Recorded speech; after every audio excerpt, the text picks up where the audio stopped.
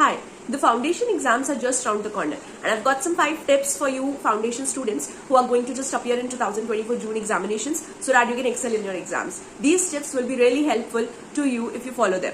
So let's get into the video. Okay, so the first tip is to do the writing practice. Generally, we just let go the writing practices. We do the questions, we solve them just orally, or we do not write them properly and solve. But it is very important that you have a written flow of the language. You have the written flow of the questions you are doing. So start doing if you have just left out the writing practice, and if you have not done the writing practice, keep doing, start doing till the examinations. It's very important to have a speed in your hand of writing. Especially in law, you must do the writing practice. Okay, so the second tip is about from where to prepare. आपके पास materials तो बहुत होंगे, आपके coaching के, आपके जो भी आपको अदर कुछ पीडीएफ्स मिले होंगे फ्रॉम द स्टडी ग्रुप्स और something, but the best preferred material is none other than your ICI study material. Do not neglect it. Actually, people neglect the ICI study material. Just do not do that mistake. Only the most preferable thing is your ICI module, your RTP and your MTP. Students go on running here to there in search of the materials. Do not go anywhere. Just stick on your RTP, MTP and ICI study module. That's what is going to give you a good score in the examinations. So do not ditch it and only just start practicing from your RTP, MTPs as the exams are around the corner. Do the practice from these only. So the third tip is about the speed.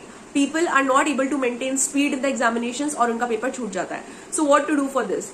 Just आपके जो last के 10 to 15 days जब बचेंगे, just start giving the mock test papers. आप mock test papers दो, timer लगाओ, timer 3 घंटे का लगा के प्रॉपर बिना उस 3 घंटे में बीच में उठे you should give your mock so that आपको समझ में आए कि आपका कितना पेपर छूट रहा है और कितना नहीं. सो उस हिसाब से आपको नेक्स्ट टाइम पे और अपनी स्पीड को लेवल अप करके फिर से मॉक टेस्ट देना होगा. So this is the way you can check कि आपकी स्पीड क्या है और आप एग्जाम में कितना अच्छा परफॉर्म करने वाले हो. So start giving mock test papers, complete your course, give your mock test papers and check your speed. So the fourth tip is about कि हम उस 1.5 days की लीव में अपने एग्जाम को कैसे प्रिपेयर करें. देखो, डजेंट मैटर आपने पिछले 6 to 7 months में कितनी पढ़ाई करी और कितने नहीं, आपने कितने अच्छे से नोट्स बनाए और कितने नहीं.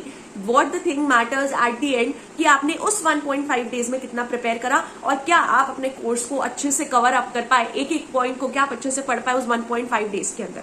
सो that is what going to decide your result. So उस 1.5 days का आपके पास एक प्रॉपर प्लान पहले से प्लान होना चाहिए. आपके पास पहले से उस लास्ट डेट के लिए, उस 1.5 डे के लिए आपके पास ऑलरेडी मेड नोट्स प्रॉपर होने चाहिए. आपके पास स्टिक नोट्स ऑलरेडी होने चाहिए, शॉर्ट नोट्स आपके ऑलरेडी मेड अप होने चाहिए जिसको आप लास्ट डे में पढ़ोगे. बिकॉज ऑब्वियसली आप लास्ट डे में पूरा तो नहीं पढ़ पाओगे. तो उस 1.5 डे में आपका रिविजन इतना स्पीड अप होना चाहिए और उस स्पीड अप और उस स्पीड को लाने के लिए आपको पहले से ही नंबर ऑफ मल्टीपल रिविजन्स करने चाहिए जिससे आप लास्ट डे पे फटाफट रिवाइज करके एग्जाम दे सकें.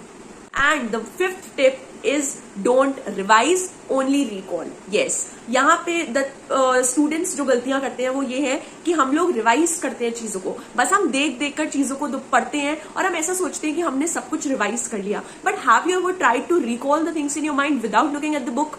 Just try to do that. That is called recalling.